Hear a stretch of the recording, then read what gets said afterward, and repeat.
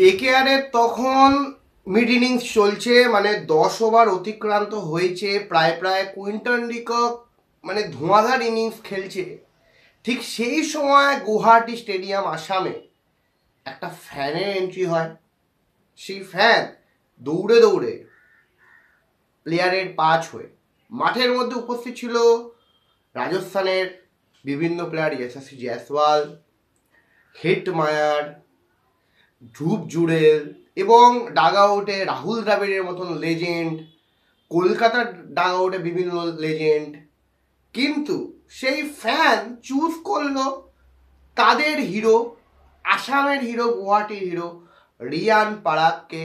তার পায়ে পড়ে গেল, ঠিক যেটা আমরা দেখেছিলাম বিরাট কোহলির সাথে কলকাতার মাঠে।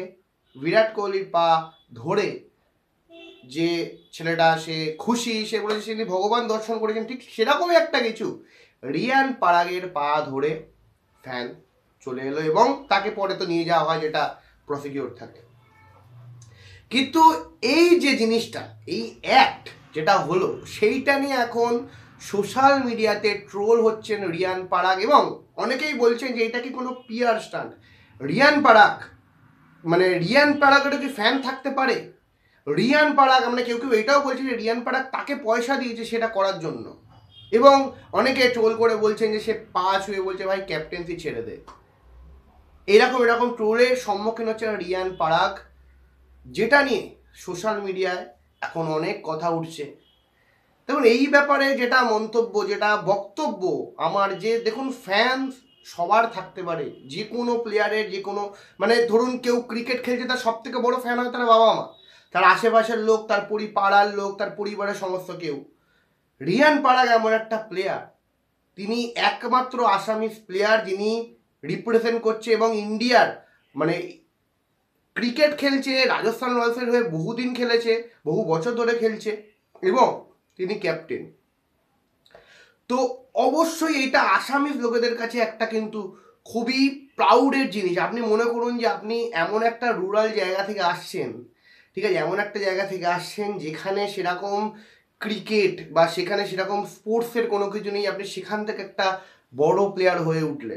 আজকে ধোনির এত রেসপেক্ট কেন? ঝাড়খণ্ড থেকে উঠে এসেছে ধোনি, এর আগে সেরকম কোনো প্লেয়ার করতে পারেনি।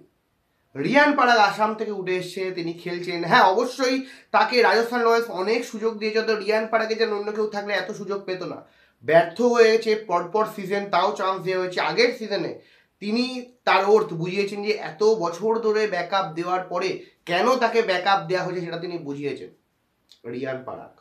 এবং আলটিমেটলি তিনি এইবারে রাজস্থান রয়্যালসে শুধু খেলছেনই না, তিনি ক্যাপ্টেন। হ্যাঁ, তার ক্যাপ্টেন্সি রেকর্ডটা মোটেও ভালো হলো না, কারণ পরপর দুটো ম্যাচে হার, যেটা রাজস্থানের কোনো ক্যাপ্টেন, শুরুতে Shane one, legend Shane one, তিনি হারেননি। তারপরে রাহুল দ্রাবিড়, তিনি দুটো ম্যাচ পরপর হারেননি। শেন ওয়াটসন, তিনি পরপর দুটো ম্যাচ হারেননি। স্টিভ স্মিথ, তিনি পরপর দুটো ম্যাচ হারেননি। আজিঙ্কিয়া রাহানে, তিনি পরপর দুটো ম্যাচ হারেননি। এবং সঞ্জু স্যামসন, তিনিও পরপর দুটো ম্যাচ রাজস্থান রয়্যালসের হয়ে হারেনি। বাট রিয়ান পারাগের নামে এই একটা ছাপ হয়ে গেল। কিন্তু এইসবের বাদ দিয়ে যে ইনসিডেন্টটা কালকে ঘটলো, সেইটা অবশ্যই এত ট্রোলের কোনো ব্যাপার নেই, এত কিছুর ব্যাপার নেই। রিয়ান পারাগ হয়তো তিনি আশানুরূপ পারফরমেন্স করতে পারছেন না, বাট এটা গর্বের বিষয় যে তিনি এমন একটা জায়গা থেকে এসেছেন, এমন একটা জায়গাতে ক্রিকেট খেলেছেন এবং খেলছেন, রিপ্রেজেন্ট করছে, অনলি আসামিস প্লেয়ার তিনি রিপ্রেজেন্ট করছে, এটা কিন্তু একটা বড় দিক। তো এই ব্যাপারটা নিয়ে বলা ছিল, এত ট্রোল, এত মানুষের কাজ কিপ্যাডের পিছনে এসে ট্রোল করা, বাট এই জিনিসটা অনেক বড় ব্যাপার। তাই আমি রিয়ান পারাগের অবশ্যই সামনে আছি, বাট এই যে ট্রোলগুলো, যেগুলো দেখেও হাসি পাচ্ছে বিভিন্ন সব ট্রোলারদের জিনিসটা দেখে, বাট আলটিমেটলি রিয়ান পারাগ খেলছে, রিয়ান পারাগ আরও ভালো করুক, সেটাই আমরা চাই। এবং আজকের ম্যাচ নিয়ে যদি বলি, এসআরএইচ আর লখনৌ সুপার জায়ান্ট, আজকে যে টার্গেটটা থাকবে এসআরএইচের কাছে, সেটা 300। যদি প্রথমে ব্যাট করতে আসে, তাহলে আজকে 300 টার্গেট এসআরএইচ কি ক্রস করতে পারবে, সেটাই দেখার বিষয়। টিম তো নয় না, তো মানে ধ্বংসাত্মক টিম এই টিমটা, মানে যাকে পাবে তাকে মারবে, ঠিক আছে। তো দেখা যাক আজকে কি করে আজকে SRH লখনৌ সুপার জায়ান্টের ইন্ডিয়ান বোলিং লাইন আপ, দেখা যাক কত রান করতে পারে। তো আপনাদের অবশ্যই কি মতামত অবশ্যই কমেন্ট বক্সে কমেন্ট করে জানাবেন। ভালো লাগলে অবশ্যই লাইক শেয়ার সাবস্ক্রাইব করতে ভুলবেন না। ধন্যবাদ।